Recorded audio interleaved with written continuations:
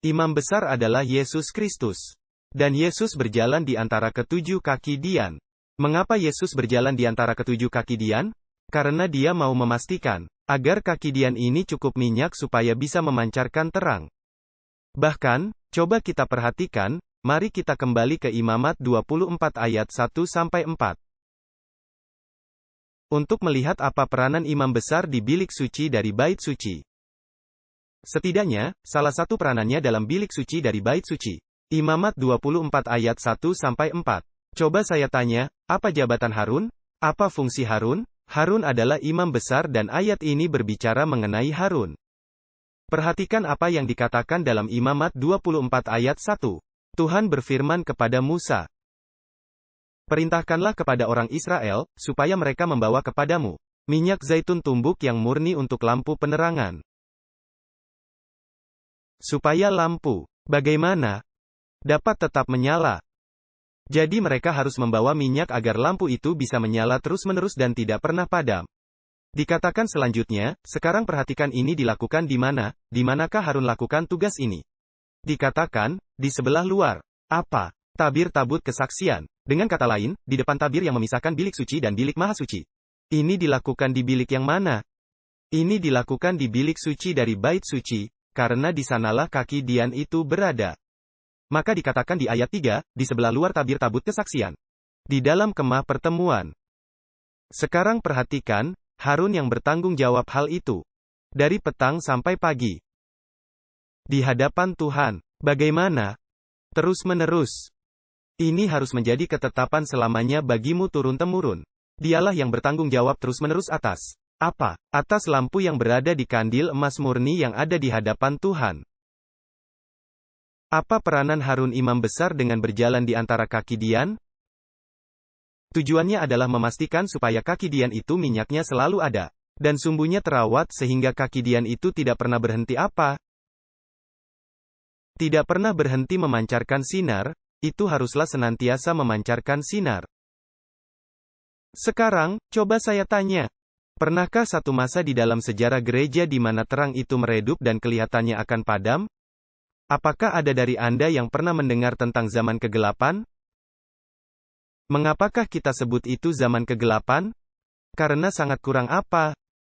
Karena sangat kurang cahaya. Tapi dengarlah, walaupun periode itu gelap, tetapi tidak pernah gelap total. Terang jemaat tidak pernah padam sama sekali. Karena Yesus terus berjalan sepanjang sejarah gereja Kristen. Yang digambarkan oleh fakta bahwa dia berjalan di antara ketujuh kaki Dian. Dia selalu berjalan di tengah-tengah jemaat sepanjang sejarahnya. Untuk memastikan terang gereja tidak pernah padam. Coba saya tanya. Pada hari Pentakosta, apa yang memberi para murid kuasa untuk mengabarkan Injil kepada dunia? Roh Kudus dicurahkan. Maka di sini diberikan ilustrasi, para murid digambarkan sebagai kaki Dian. Ini adalah kaki Dian yang pertama, karena yang ini adalah jemaat rasul-rasul. Dan mereka perlu apa? Mereka perlu minyak. Nah, siapakah yang menuangkan minyak kepada mereka? Yesus Kristus. Melalui kuasa apa? Melalui kuasa Roh Kudus. Jadi ketujuh kaki Dian melambangkan jemaat Tuhan sepanjang zaman. Memberikan terang Yesus Kristus, melalui kuasa Roh Kudus. Dan siapakah yang berada di tengah-tengah jemaat untuk memastikan agar terangnya tidak akan padam? Yesus Kristus, imam besar berada di bilik suci, yang memastikannya. Sekarang marilah bersama saya ke Matius 5 ayat 14-16. Matius 5 ayat 14-16. Di sini Yesus berbicara mengenai pengikut-pengikutnya dan salah satu peranan pengikutnya. Dia katakan di sini, kamu adalah terang dunia. Kita ini apa? Terang dunia. Kota di atas bukit tak mungkin tersembunyi. Orang tidak menyalakan pelita lalu meletakkannya di bawah gantang. Melainkan di atas apa? Di atas kaki Dian. Dan itu memberi, apa? Terang kepada semua orang di dalam rumah itu. Lalu Yesus menjelaskan artinya bahwa kita adalah terang.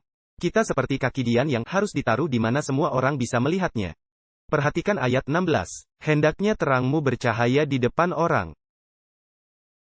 Supaya perbuatan baikmu dilihat orang. dan memuliakan Bapamu yang di sorga. Saudara-saudara, siapapun yang memiliki Roh Kudus di dalam hidupnya akan memancarkan terang kepada dunia.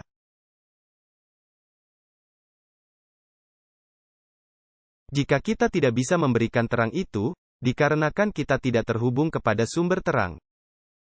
Perhatikan di dalam buku, Christian Service, halaman 21. Ellen White menuliskan pernyataan yang mencengangkan ini. Semua yang terhubung kepada Tuhan, akan memancarkan terang kepada orang lain. Jika ada yang tidak bisa memberikan terang, itu dikarenakan mereka tidak memiliki hubungan dengan sumber terang. Itu adalah pernyataan mengagetkan. Artinya, jika kita tidak bersaksi, jika kita tidak menceritakan kepada orang lain, kita tidak mempunyai minyak, kita tidak terhubung dengan sumber terang. Dan ketika Yesus berkata, "Kamu adalah terang dunia," sebenarnya Yesuslah terang dunia, bukan? Yesus berkata, "Akulah terang dunia." Jadi bagaimana dia berkata kepada jemaatnya, "Kamu adalah terang dunia"? Mari saya berikan ilustrasinya. Kita ambil contoh matahari. Apakah matahari memiliki sinarnya sendiri? Apakah dia memiliki terangnya sendiri? Tentu saja. Nah, pada malam hari matahari menyinari apa? Dia menyinari bulan. Apakah terang pada bulan itu bercahaya? Tentu saja. Itu cahayanya sendiri atau yang diperolehnya? Itu terang yang diperoleh. Jadi, jika kita keluar malam hari dan melihat bulan yang indah, kita berkata, "Ah, alangkah indahnya bulan purnama ini." Itu hanya benar sebagian. Seharusnya kita berkata, "Oh, betapa indahnya matahari malam ini, bukan?"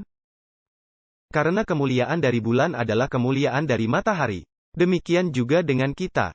Jika kita terhubung dengan matahari, kita seperti bulan, dan kita memantulkan terang Yesus Kristus kepada dunia. Jika kita tidak memantulkan terang, berarti kita tidak terhubung dengan sumber terang.